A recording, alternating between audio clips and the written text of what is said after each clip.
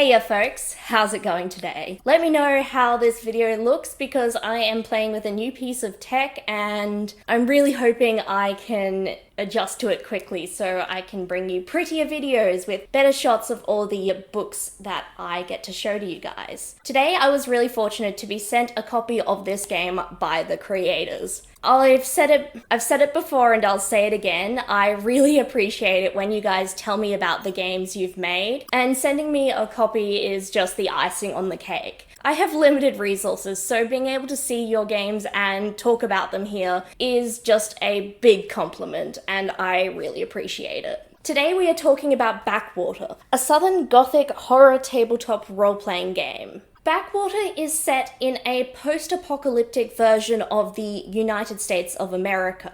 Sometime in the future, a cataclysmic event has changed the landscape of the southern states. The landscape has become a lot more dangerous and swamp-like, and there's been a huge regression in technology, which means this game's aesthetic emulates the Reconstruction era in America. While this game emulates elements from the past, slavery is not present in this narrative. I think this is a wise choice. If there is a topic that you think is a little bit too spicy for the game you're creating, it's fine to omit it. Each territory has its own powers, urban centers, and non-player characters to meet. I'm a particular fan of an offshoot of Christianity they've created in this game, where people worship the American founding fathers like they are a Jesus-type figure. Candidates for a lifetime of rule are particularly favored if they have the surname of a president. Candidates who share a surname with an American founding father tend to be highly favored. Players in this world are Wardens. Wardens are paid for by the community in these various different sects to go out and do dangerous jobs. They're there to tackle problems and threats surrounding these small communities. These problems can be human-made, but in this setting, creatures that are dangerous and fantastical are no longer the thing of myth, but are a reality. Backwater is filled with threats which have originated sometime in that disastrous event that collapsed the United States of America. Many of these threats are inspired by American folklore, which I find to be a really rich and fascinating area. There are 4 types of wardens that players can choose to play as. Savants, who tend to be skilled in technology and repair. Seekers, who are adventurous and sort of scouting types. Seers, who use magic, and slayers, who are the muscle of the game. Players will choose concepts that will give them some benefits to things like their stats, their skills,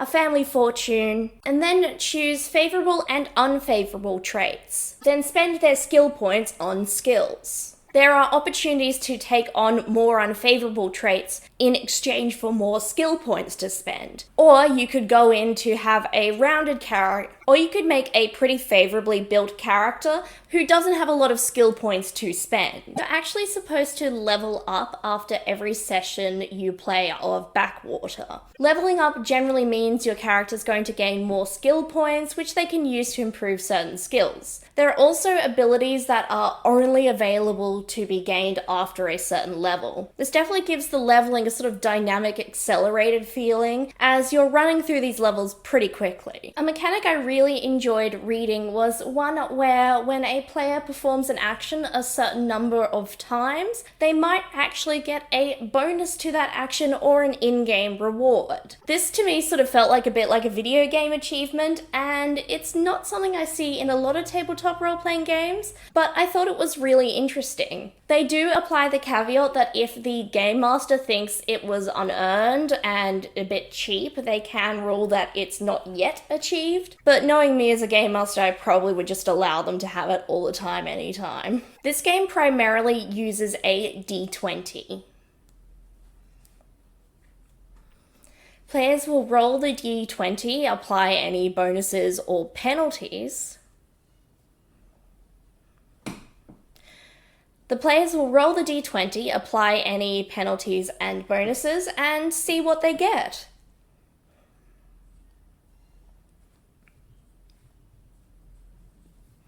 There are mechanics for the players to change the outcome of their rolls within reason.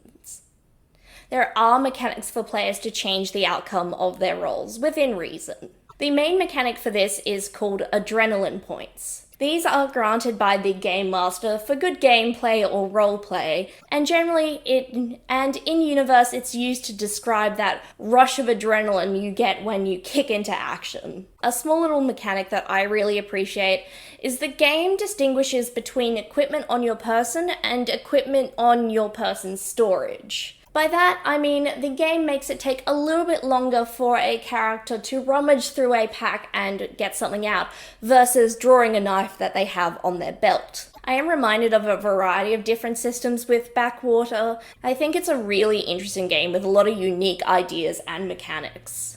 The game book for this game is around 200 pages and stuffed with content. I've done a very cursory summary here with the lore and mechanics that are included. I really appreciate that they've dedicated a chapter to just the bare bone rules of the game. This would make it a great quick reference to jump to if you are having a dispute at the table and you can find it really quickly. The Game Master's section of this book has a lot of tips on how to run the game, summaries of each location in game, and some of the interesting characters that you might meet. I really love that this book has a subchapter on the secrets of Backwater. These include mystical items and story hooks, which are both entertaining to read and make great inspiration or planning tools for a game. I think you could really sell this game on its aesthetic. I did spend a fair amount of time when I first got the book oohing and ahhing over the illustrations and the imagery of this world. A hardcover copy of this book is about $60 US. But there are PDF options if the conversion rate and shipping is a little bit intimidating to you. I was actually really charmed by this game. This might be really surprising as I'm an Australian, not an American. I think this game would appeal to a lot of tabletop groups. I think if they're interested in the theme, the mechanics will follow really easily. This game is a little bit heavier on the combat than it is the roleplay, so if you're looking for a roleplay experience, I would go with something else. But I think the mechanics are engaging and there's a lot here for a gaming group. So those were my very brief thoughts on Backwater. If you have any thoughts about this game or the genre of Southern Gothic, do let me know in the comments down below. I want to say a big thank you to the creators who made it possible for me to be able to purchase a copy at a discounted rate so I could get it to Australia. I've had a ton of fun reading this and I'm really grateful. If you happen to enjoy today's episode, I encourage you to like, subscribe, maybe share with a friend, perhaps put a comment down below. It just encourages me to keep going. I hope you're all well and I'll see you next time at the gaming table. Bye.